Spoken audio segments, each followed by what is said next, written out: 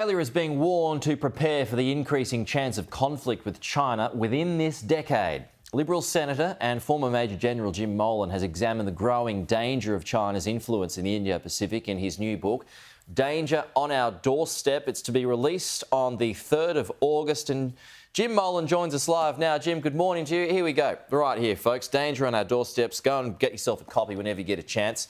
Jim, so there has been, shall we say, a cooling of temperatures, it would seem, with some of the commentary that's come out of China and also some of the commentary that's come out of Australia in recent weeks. Are you buying that? Does that cool the war talk?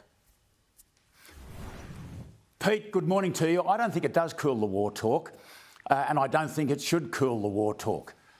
We have a long history of China saying one thing and doing another. Just look what they've done in the South China Sea and a dozen other places. So, no, I don't accept it. I give the new Labor government their due in what they have done, because none of us want to see China as our adversary. We're very happy to have China as a competitor, but we don't want to see it as an adversary. So, no, I don't accept it. OK, so what is your case? What? Just to explain for our viewers what your case is, that you believe conflict is coming within the decade. Why do you think that's the case? Pete, I think conflict is coming much sooner than that. I know that others have said within 10 years. I believe it's coming within 3 to 5 years, and I get that figure from going through everyone, Pete, who have made statements about various estimates that they've made, American generals and foreign ministers from across our part of the world, and really summarised them down to a 3 to 5 year bracket. I say that because, firstly, Pete, because it is possible. That is, everyone's armed to the teeth. That's pretty simple. I believe it's likely to occur because China now has the weaponry that it needs to interfere in the established communications and surveillance systems we've got in space. And we also China also has the weaponry to interfere with American bases in Guam, North Korea, Japan, even as far south as Diego Garcia, or in Australia if there were targets here. So I see, and plus China does see, Pete, that America is a declining power, and that now might be the time to move. Is Taiwan the trigger, Jim?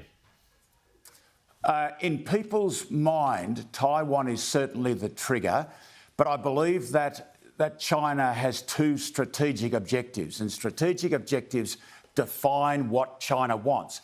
The first strategic objective is to get America out of the Western Pacific. And that then means that China will dominate the Western Pacific. And how would we go without knowing that we're backed up by the United States? How would Japan go? So that's the first one. The second one is to bring Taiwan back into the PRC and the People's Republic of China. And so if anything that they can do that achieves both of those is what they will try and do. Those two things, yes, we all talk about China. I believe we all talk about Taiwan. I believe there's a number of different ways that Taiwan will play into this. OK, well, Taiwan is our lead story as a matter of coincidence today, Jim, because President Xi Jinping has held a phone call with Joe Biden. And I want to get your thoughts on it because Xi has warned the US against playing with fire, claiming we firmly oppose the secession of Taiwan independence and the intervention of external forces. In a readout from the White House, Biden said, whoa, our view hasn't changed when it comes to Taiwan. So there was tension there. But what do you make of that phone call? Well, there was indeed tension there, and this is the way it goes. You're quite right, and the brief that I've got that you were looking at there said public opinion, this is from Xi, public opinion shall not be violated. If you play with fire, you get burnt. You get all these statements, particularly after the event, and so many diplomats or leaders have said, well, I can't remember China actually saying that during the meeting. I think that this is really a manifestation of the frustration that China feels because he just wants to do what it wants. When it finds out it can't do what it wants, then we're really looking at a problem area.